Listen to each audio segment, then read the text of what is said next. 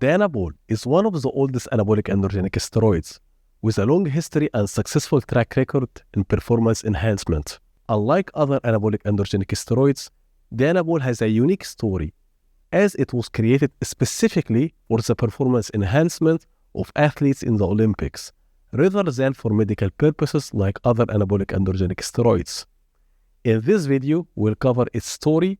We'll also discuss its history, other medical uses, and unique properties. Additionally, we'll explore its role in bodybuilding and strength sports, including dosages, benefits, and potential side effects, and what you can expect when using it.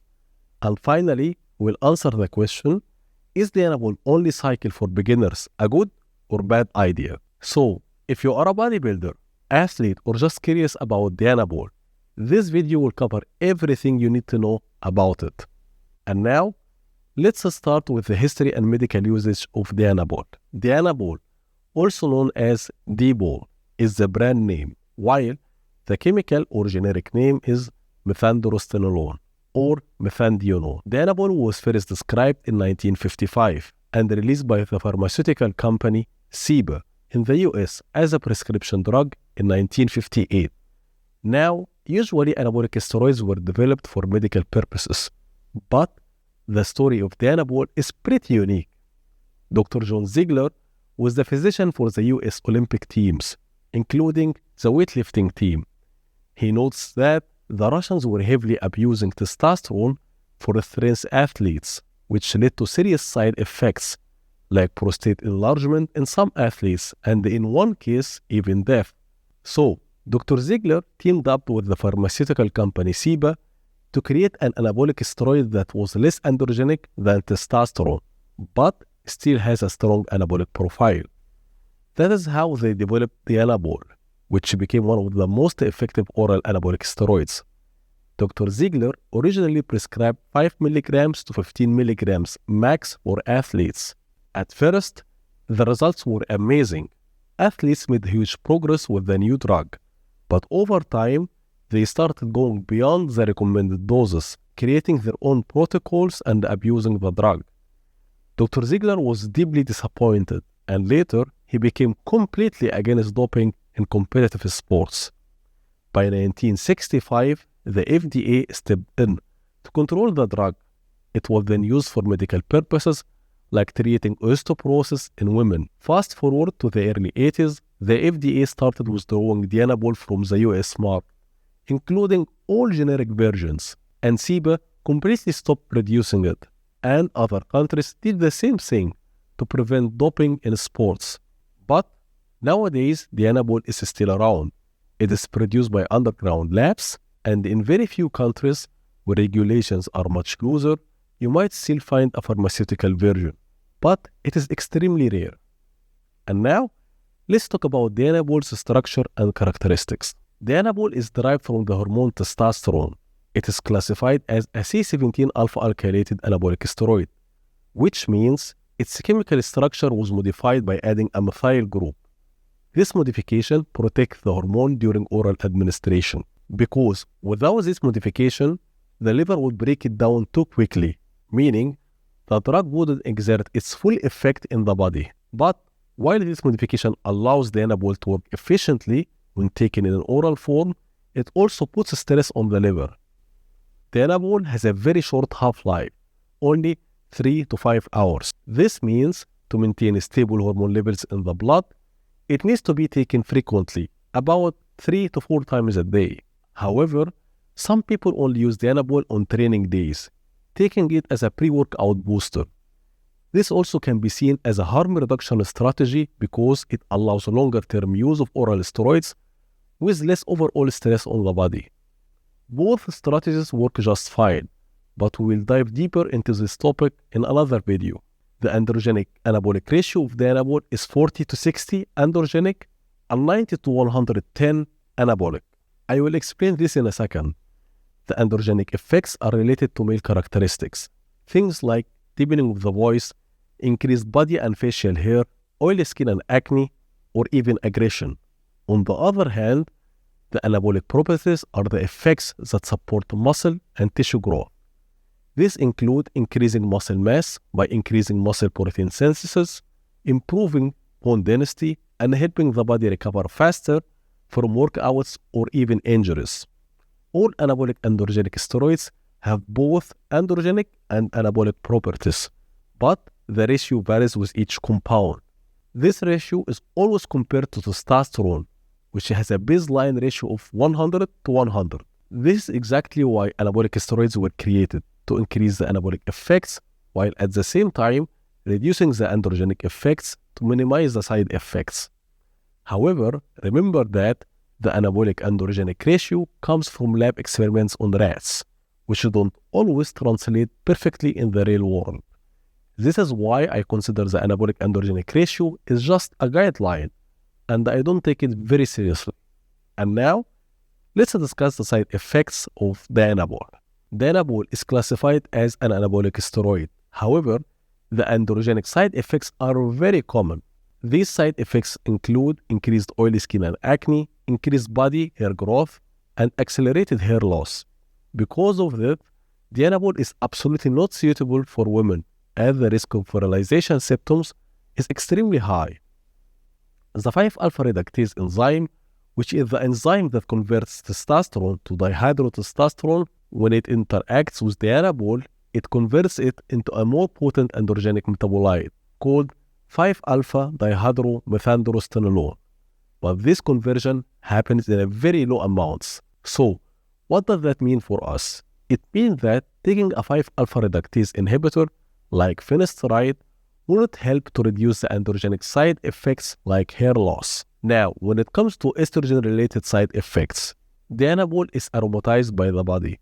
The aromatase enzyme converts it into a very potent estrogen, even more potent than estradiol, called 17-alpha methyl estradiol. This leads to common estrogenic side effects, especially at higher doses. These include gynecomastia, high water retention and blood pressure, possible increase in body fat. So, people who are sensitive to estrogen would probably need to use aromatase inhibitors like Arimidex, also known as anastrozole, to control the high estrogen conversion. Or they could simply avoid this compound and replace it with another steroid that doesn't aromatize to avoid its estrogenic side effects altogether. And now, let's talk about Dianabol's impact on the liver. As we mentioned before, Dianabol is a C17-alpha alkylated steroid. This means it is chemically modified to protect the hormone during oral administration, which allows it to pass through the liver without being broken down too quickly, so it can exert its actions. But this modification comes at a cost. It puts a lot of stress on the liver. Research has shown that doses up to 10 milligrams have a minimal impact on liver enzymes when used for several weeks. However, starting from 15 milligrams per day or more, you can expect liver enzyme to increase. This is why it's strongly advised to use liver support supplements and limit Dianabol use to short periods, typically around 6 to 8 weeks at most. But we'll cover its usage and application later in this video. I also have to mention, Dianabol can be found in an injectable form, which is produced by underground labs. But even if it is taken as an injectable, Dianabol is still C17-alpha alkylated compound, which means it will still put some stress on the liver. Regards its cardiovascular side effects, all anabolic androgenic steroids, especially orals, have a significant negative impact on cholesterol levels. These compounds tend to decrease HDL, which is known as the good cholesterol, and increase LDL, which is known as the bad cholesterol, which shifts the HDL to LDL ratio in a way that may lead to cardiovascular diseases. Also, orals, especially DHT derivatives like Anavar and Winstrol, are the harshest on the liver. One reason for that, they don't convert into estrogen. In fact, these compounds even tend to decrease estrogen levels. And estrogen actually has a protective characteristics for cardiovascular health. Now, Dianabol does aromatize into estrogen, and because of that, its impact on cardiovascular health may be less severe than DHT derivatives in general. That said, following a strict diet, supplementing with healthy fats and heart support supplements, and doing regular cardio can help reduce some of these negative side effects on cardiovascular health. But these risks cannot be completely eliminated when using anabolic androgenic steroids in general. Before we move on to the next point, which is Dianabol and testosterone suppression, if you found value in this video, please give it a like, subscribe to the channel, and click the notification bell so you get notified when I upload the next video. And now, let's talk about Dianabol and testosterone suppression. Research has shown that taking just 15 milligrams of Dianabol for 8 weeks reduced testosterone levels by 69%. And that's a very significant suppression for such a low dose. So, in my opinion, taking PCT after using Dianabol is highly recommended. Some people might say you don't need PCT and your testosterone will recover naturally. That may be true, but I wouldn't roll the dice and gamble my recovery, or risk delaying it and losing all the progress I have made. Now, if you are planning to use anabolic androgenic steroids long-term anyway, then in my opinion, transitioning to TRT is the better option, because after years of cycling on and off, you will likely depend on TRT anyway. Let's talk now about Dianabol-only cycles for beginners. The biggest issue, beginners usually don't follow a strict diet, and they lack the knowledge about things like PCT, which is post-cycle therapy, aromatase inhibitors or SERMs, which are selective estrogen receptor modulators, or ARBs or ACE inhibitors, which are medications for blood pressure control. Also, they don't monitor their blood pressure on a regular basis. And this is a serious risk because Dianabol aromatizes heavily, which means you are very likely to experience high estrogen-related side effects like gynecomastia, which can show up very fast at the beginning of the cycle, and if you don't react quickly, you might end up needing surgery to remove it. Or high water retention, which is a very common while using Dianabol, and if your diet isn't strict, you will blow up in just 2 weeks, which will lead to extremely high blood pressure that cause headaches, nosebleeds, and even dangerous spikes. Your blood pressure could go up to 180 over 120, which is very dangerous, and you might find yourself in a hospital. Because of these risks, you may need to take medications like ARBs to lower blood pressure, and you would need to run aromatase inhibitor to control estrogen, which makes the first cycle a way too complicated and requires a lot of management. Another major problem, most of the gains from Dianabol come from water retention. So when you come off, you will lose a big portion of those gains, especially if you don't do PCT correctly, because your testosterone production will be suppressed for a while. And all the stress you put your body through was for nothing, because once you come off, you will shrink and look exactly the same or even worse than before you started the cycle if you fail to manage everything I mentioned. And all of this could have been avoided by simply running a small testosterone-only cycle at a low dose, which is the best and safest option for beginners. And now, let's move on to why do athletes use Dianabol. Dianabol is widely known for its ability to add significant muscle mass in a very short period. Within just 2 weeks, users often notice visible results. In addition to muscle growth, Dianabol also increases strength rapidly. Many users report significant improvements in all their lifts, which is why it is commonly used in strength sports like powerlifting.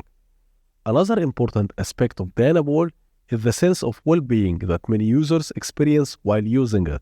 It doesn't make you angry or aggressive. Instead, it is often reported to enhance mood, making users feel great. However, proper management is crucial. If Dianabol is combined with high dose of testosterone and without controlling blood pressure and estrogen levels, side effects can become problematic and you may end up feeling pretty bad. Let's move now to the prescribed dosages for medical conditions and how it is commonly used among athletes. The prescribed doses for medical conditions were originally 5 milligrams daily, and it was never recommended for more than 6 weeks. The original prescribing guidelines from Dr. John for performance enhancement were 5 to 15 milligrams daily max. But nowadays, doses start at a minimum of 15 milligrams per day, and the most common dose is 30 to 40 milligrams daily.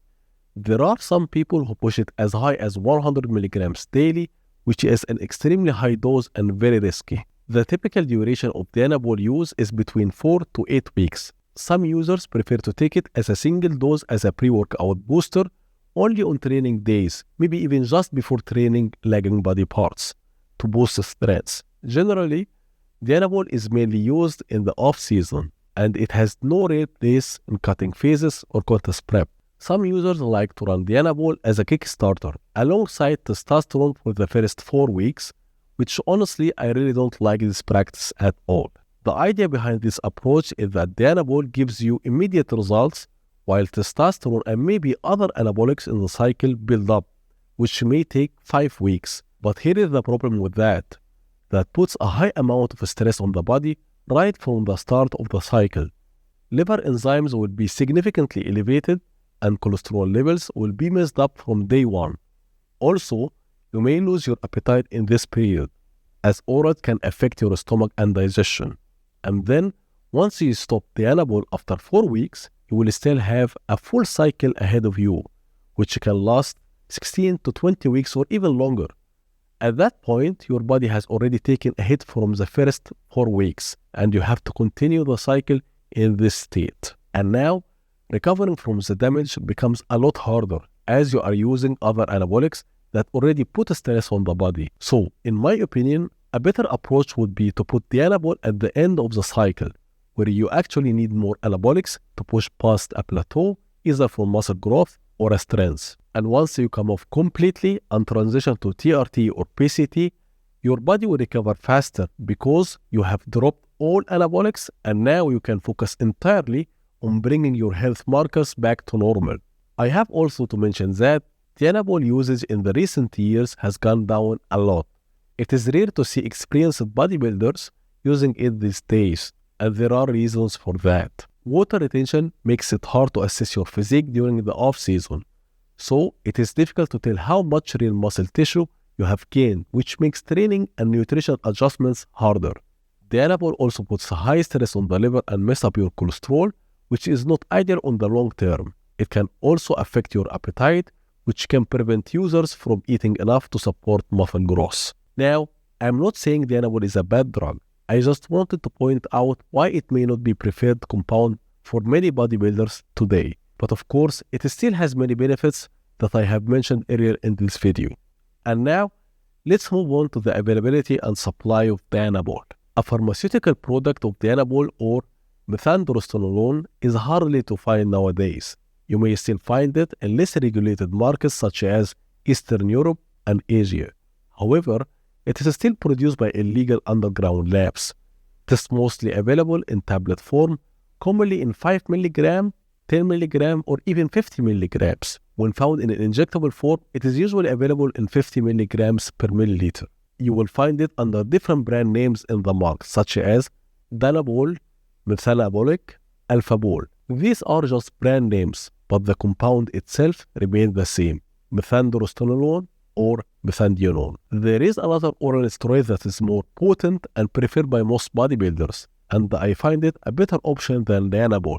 This oral steroid is Anadrol, which I have made a detailed video about it. So, click on this video to learn more about Anadrol.